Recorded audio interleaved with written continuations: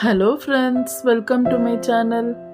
இன்னைக்கு நம்ம chicken keema எப்படி செய்யறதுன்னு பார்க்கலாம். அரை மணி நேரத்துல சட்டுனா. இப்போ நம்ம panல ஒரு அரை கரண்டி எண்ணெய் சேர்த்திருக்கோம். இப்போ நம்ம ஒரு அரை பஞ்ச் புதினா கட் பண்ணி வச்சிருக்கோம், அதை சேர்த்துக்கலாம். கொஞ்சம் அது லேசா வதக்கிட்டு ஒரு அரை கப் பட்டாணி சேர்த்துக்கலாம், பச்சை பட்டாணி. இன்னைக்கு நான் அரை கிலோ போன்லெஸ் சிக்கன் எடுத்துருக்கிறேன். அதை வந்து நான் வீட்டிலே மிக்சியில் அரைச்சி வச்சுருக்கிறேன், அதை சேர்த்துக்கலாம். இதை நம்ம சேர்த்து நல்லா மிக்ஸ் பண்ணி விடலாம். ஸ்டவ் வந்து மீடியம் ஃப்ளேமில் வச்சுக்கலாம். இந்த புதினா கட் பண்ணி ஃபஸ்ட்டு சேர்க்கறதுனால நம்ம சிக்கனில் நல்லா அந்த ஃப்ளேவர் கிடைக்கும். இப்போ ஒரு அரை டீஸ்பூன் உப்பு சேர்த்துக்கலாம். சேர்த்து இது நல்லா மிக்ஸ் பண்ணி இது ஒரு நிமிஷம் போல் வைக்கலாம். இப்போ ஒரு நிமிஷம் ஆச்சு. இப்போ பாருங்கள், நம்மளுக்கு சிக்கன்லேருந்து நல்லா தண்ணி விட்டுருக்கு. இப்போ இது நல்லா மிக்ஸ் பண்ணிவிட்டு இந்த தண்ணி வத்துற வரைக்கும் நம்ம மறுபடியும் மூடி போட்டு வைக்கலாம். பாருங்கள், இந்த தண்ணி வற்றணும். ஒரு நிமிஷம் போல் இது மறுபடியும் வைக்கலாம். இப்போ நம்மளுக்கு தண்ணி எல்லாம் நல்லா வத்திடுச்சு. இப்போ இது ஒரு பிளேட்டுக்கு மாற்றிக்கலாம். பாருங்கள், பிளேட்டுக்கு மாற்றியாச்சு. இப்போ இதே பேனில் நான் 2 டேபிள் ஸ்பூன் எண்ணெய் சேர்த்துருக்குறேன். கொஞ்சம் சீரகம் சேர்த்துக்கலாம். பிரியாணி இலை 2 சேர்த்துக்கலாம். இப்போ ஒரு 2 மீடியம் சைஸ் வெங்காயம், 2 பச்சை மிளகாய் சேர்த்துருக்கோம். இதை சேர்த்து நல்லா வதக்கிக்கலாம்.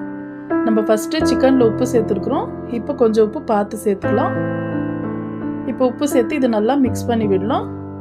இப்போ இவ்வளோ வதங்குச்சு. இப்போ இஞ்சி பூண்டு விழுது சேர்த்துக்கலாம், 1 டீஸ்பூன்.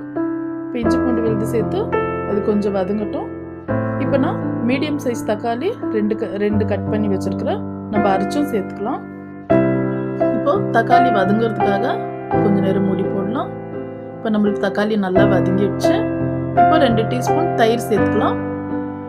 ஒரு அரை டீஸ்பூன் கரம் மசாலா, அரை டீஸ்பூன் சோம்பு பொடி, 1/4 டீஸ்பூன் மஞ்சள் தூள், மல்லித்தூள் ஒரு 2 டீஸ்பூன், மிளகாத்தூள் 1 டீஸ்பூன்.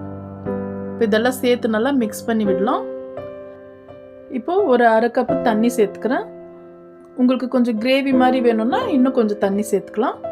இப்போ நம்ம கீமா ஃபஸ்ட்டே வதக்கி இருக்கிறோம்ல, அதை நம்ம சேர்த்துக்கலாம். இது சேர்த்து நல்லா மிக்ஸ் பண்ணி விடலாம்.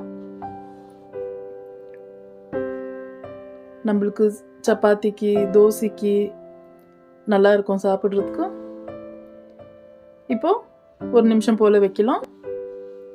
இப்போ ஒரு நிமிஷம் ஆச்சு. பாருங்கள், நம்மளுக்கு தண்ணி எல்லாம் நல்லா வற்றி ஃபுல் ட்ரை ஆயிடுச்சு. இப்போ எனக்கு வந்து இப்படி ட்ரையாக வேணும், அதனால நான் இந்த ஸ்டேஜில் எடுக்கிறேன். இப்போ கொஞ்சம் கொத்தமல்லி தூவிக்கலாம். இப்போ இன்னும் கொஞ்சம் கிரேவி வேணும்னு நினைக்கிறவங்க கொஞ்சம் தண்ணி விட்டு அது இருக்கும் போதே எடுத்துடணும். கொஞ்சம் கிரேவி இருக்கும் போதே சாதத்துக்கு கூட ரொம்ப நல்லாயிருக்கும்.